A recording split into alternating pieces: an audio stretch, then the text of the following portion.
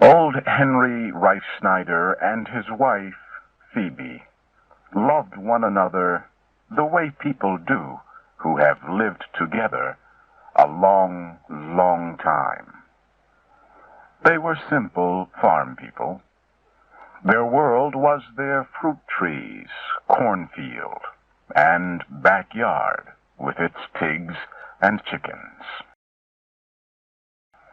The rest of the world was far away, like stars in the sky.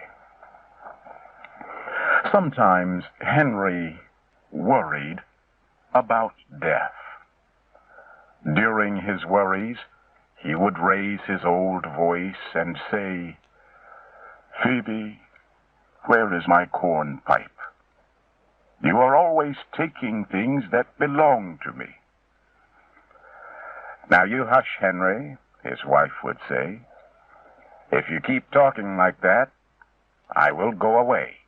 And then what would you do? There is nobody to look after you. Your corn pipe is on the table where you put it." Old Henry knew his wife would never leave him. The only leaving he feared was death. He often wondered how he could live without Phoebe. When she wanted him to get a pail of water, Henry liked to say, "Do this, do that," always asking me to do something. Women are never satisfied. Phoebe would smile. She could see the inner happiness shining in his eyes. Henry talked sharply, but he never forgot to get water and wood for the fire. In this way, they lived happily in their simple world. One day, in the early spring, Phoebe became sick and died. Old Henry watched them put her body in the earth. Neighbors asked Henry to come and live with them, but he would not leave.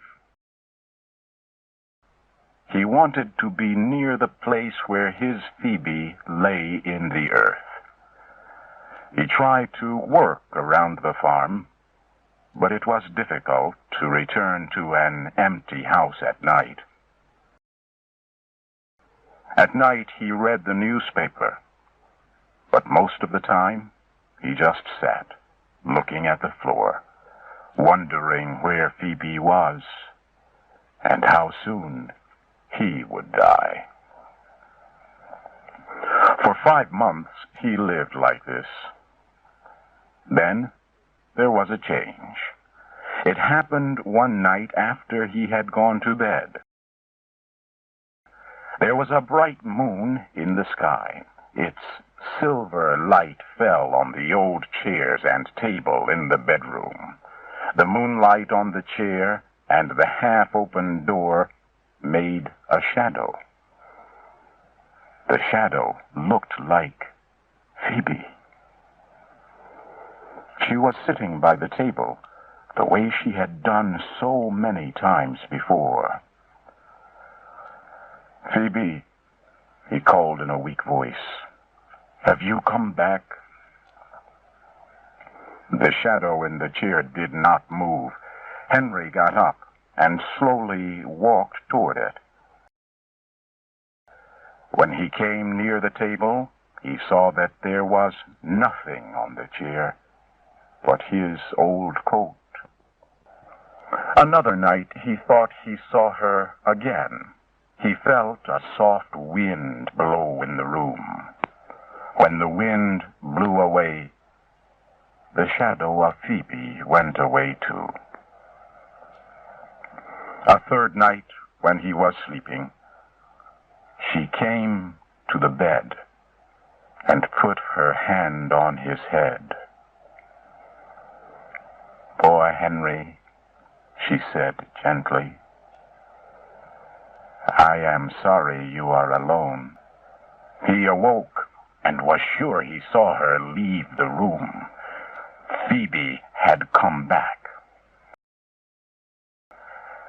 Night after night he waited. Then, one morning, he awoke with a surprising new thought. Perhaps she was not dead. Perhaps Phoebe had just gone away. They had argued about the corn pipe, and she had left the house. Yes, that was it. She was always making jokes about leaving him. This time, she had really gone.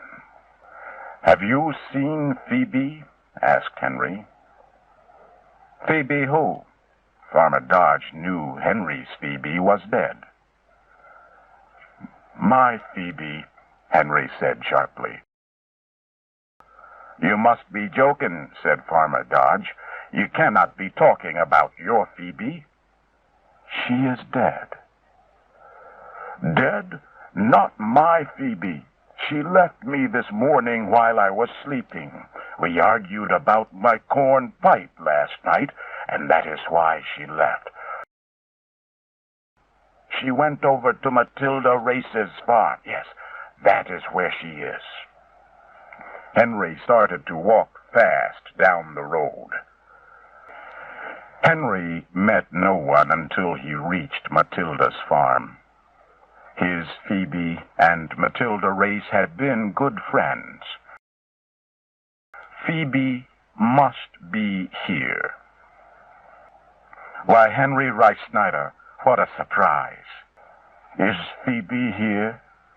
Henry asked. "Phoebe? Which Phoebe?" "Why, my Phoebe, of course." Henry smiled a little. "You do not have to keep it a secret. She is here, isn't she?" He looked inside the house. "Well," Matilda Race said, "I will take you to Phoebe." He was thinking about Phoebe. Every night he returned to his house to see if Phoebe had come back. Soon, everyone in the area knew old Henry and answered his questions. "I have not seen her," they would say, or, "No, Henry, she has not been here today." It was in the 7th year of looking when Henry came to Red Hill. It was late at night, and he was tired and sleepy. Henry saw a light move across the road. The young Phoebe he had known many years ago. Suddenly, he remembered her young beauty, her warm, friendly smile, the blue dress she had worn the day he first met her. "Phoebe!" he called. Tears of happiness came into his eyes when he saw Phoebe again. Henry felt the strong pull of a new world where he and Phoebe would always be together. The next day, some farmer boys found Henry at the bottom of the hill. There was a soft, happy smile on his face. The same smile he had known when Phoebe was alive.